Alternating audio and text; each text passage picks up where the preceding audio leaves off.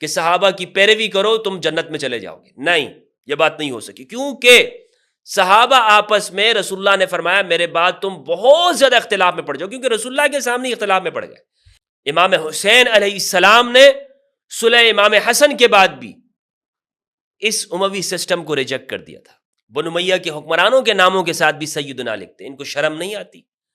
رسول اللہ صلی اللہ علیہ وآلہ وسلم نے اپنے بچوں کو سید کہا ہے۔ جب بھی محرم الحرام کے دن آتے ہیں تو ناس بھی یہ سوال کرتے ہیں کہ امام حسین علیہ السلام کو تو صحابہ نے بہت روکا تھا، آپ نہ نکلیں، آپ گھر سے نہ جائیں، آپ کربلا کی طرف سفر نہ کریں۔ عبداللہ ابن عباس نے روکا، جابر بن عبداللہ نے روکا، ابو سعید خدری نے ان سے کہا کہ نہ جائیے، کوفہ والے بے وفا ہیں، انہوں نے آپ کے والد کو شہید کیا، آپ کے بڑے بھائی کو شہید کیا۔ یعنی یہ ناسبی یہ ثابت کرنا چاہتے ہیں اس طرح کی باتیں کر کے، یہ جو چھپے ہوئے ناسبی ہیں ان کا طریقہ کیا ہے، وہ یہ کہتے ہیں امام حسین کو منع کیا گیا لیکن امام حسین پھر بھی چلے گئے۔ یہ جو بات کی جاتی ہے کہ صحابہ نے جب منع کیا امام حسین علیہ السلام کو کہ آپ نہ جائیں، آپ کیوں نہیں رکے؟ کہ رسول اللہ نے فرمایا کہ صحابہ رسول کے جانے کے بعد بہت زیادہ اختلافات کا شکار ہو جائیں گے۔ اب کوئی شخص یہ نہیں کہہ سکتا کہ صحابہ کا قول علی الاطلاق حجت ہے، کیونکہ رسول اللہ نے خود فرمایا کہ وہ آپس میں اختلاف میں پڑ جائیں گے، لہٰذا مطلقاً صحابہ کی پیروی کرنے کی بات ختم کہ صحابہ کی پیروی کرو تم جنت میں چلے جاؤ گے، نہیں، یہ بات نہیں ہو سکی، کیونکہ صحابہ آپس میں رسول اللہ نے فرمایا میرے بعد تم بہت زیادہ اختلاف میں پڑ جاؤ، کیونکہ رسول اللہ کے سامنے اختلاف میں پڑ گئے۔ اس لیے اگر امام حسین علیہ السلام کو کسی نے منع کیا تو امام حسین پر اس کا وہ قول حجت نہیں ہے۔ کیوں حجت نہیں ہے؟ اس لیے امام حسین اس واقعے کو نقل کر رہے ہیں، رسول کے سامنے یہ اختلاف میں پڑ گئے، تو جب وہ رسول کے سامنے اختلاف میں پڑ گئے تو بعد میں امام حسین پر ان کا قول حجت نہیں ہو سکتا۔ اور اس واقعے کے شاہد گواہ امام حسین خود بھی تھے۔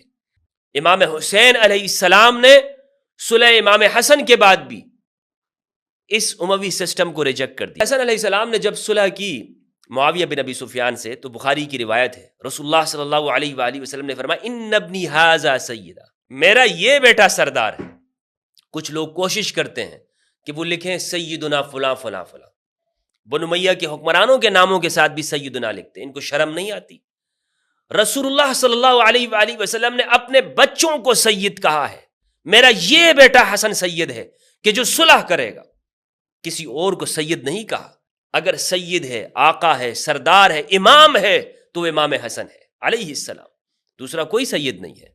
جس اصطلاحی معنوں کے اندر رسول اللہ نے استعمال کیا کہ اگر کہیں اختلاف ہو جائے تو حق کون ہے، اس معنی میں سید تو وہ اہل البیت علیہ السلام ہے، ان کے مقابلے میں کوئی نہیں ہے۔ تو امام حسن علیہ السلام نے جب صلح کی، اس کے بعد معاویہ بن ابی سفیان نے اس صلح کی ایک اہم شرائط میں سے ایک شرط یہ تھی کہ معاویہ اپنے بعد جو عہد اور حکومت ہے وہ امام حسن کی جانب لوٹا دے گا، لیکن امام حسن علیہ السلام کی شہادت ہو جاتی ہے۔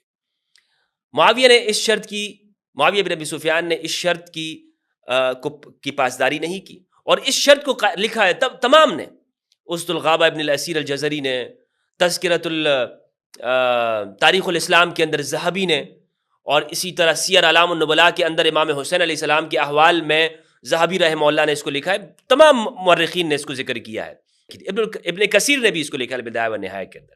معاویہ نے خط لکھا امام حسین علیہ السلام کو۔ امام حسین مدینہ میں تھے اور مدینہ میں مروان اس وقت میں گورنر تھا۔ مروان نے خط لکھا ہے معاویہ کو کہ یہاں پر مجھے حسین سے خطرہ ہے، یہ آپ کے خلاف کچھ پلاننگ کر سکتے ہیں۔